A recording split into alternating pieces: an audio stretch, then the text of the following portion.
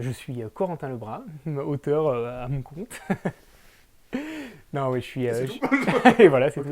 Je suis auteur de jeux et je travaille aussi avec Kaedama, donc Antoine Boza, Théo Rivière et Ludovic Maublanc, pour répondre à des commandes d'éditeurs de jeux. Des tout premiers jeux sur lesquels j'ai travaillé, c'est l'extension de Takenoko Chibiz.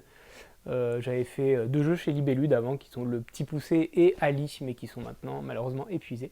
Sinon, plus connu, j'ai travaillé sur Draftosaurus avec Kaedama, au Mont Château chez Blue Orange, et plein d'autres que je dois oublier, parce qu'évidemment j'en oublie, mais Me à London chez Scorpion Masqué par exemple, un jeu pour enfants. Il y a Foufoufou aussi chez Kiff Édition évidemment, et Trek 12 bien sûr, chez Lumberjack. Il n'y a pas très longtemps sont sorties les deux extensions de Draftosaurus, du coup Aerial Show et Marina, qui amènent un petit plateau en plus et des petits dinos en plus, c'est assez chouette. On peut jouer en plus les deux en même temps avec le jeu de base sans rallonger le jeu, c'est très cool.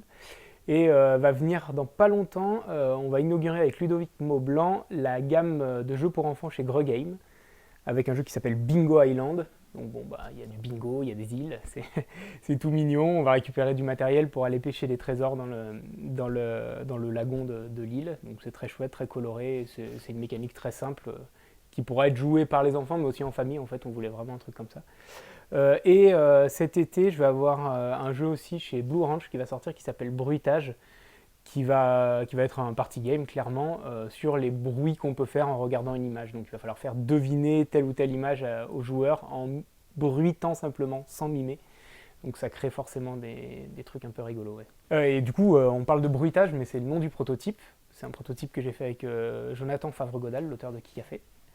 Et évidemment, c'est notre nom de prototype, mais le nom du jeu au final ne sera pas ça, ça va sûrement être Sound Mixer ou quelque chose comme ça. Donc, à l'heure où on parle, on a sorti un petit pretend play gratuit, une nouvelle grille pour Trek 12, du coup le jeu Roll and Write. Et effectivement, en fin d'année, donc en septembre, normalement, on devrait avoir Trek 12 Amazonie, qui est un standalone complet, qui va fonctionner sur à peu près les mêmes bases que le premier Trek 12 Himalaya, du coup, mais avec des petits twists, des choses en plus, des découvertes d'animaux un peu exotiques, etc., etc. Je vais facilement alterner entre des projets perso, des projets Kaedama pour voir différents aspects, différents trucs.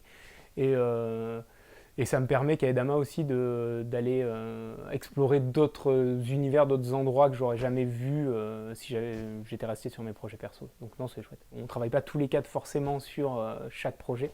Donc on va être impliqués à chaque fois tous, mais plus ou moins en fonction des projets.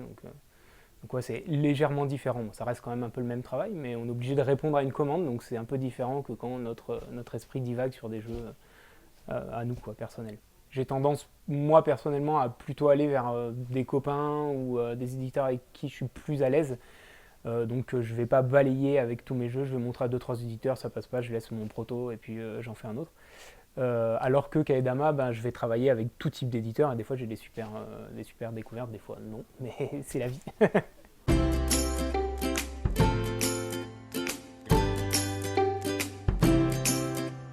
Je le dis dans toutes mes vidéos, à partir d'aujourd'hui j'ai décidé, mais le meilleur auteur du game c'est Ludovic Maublanc.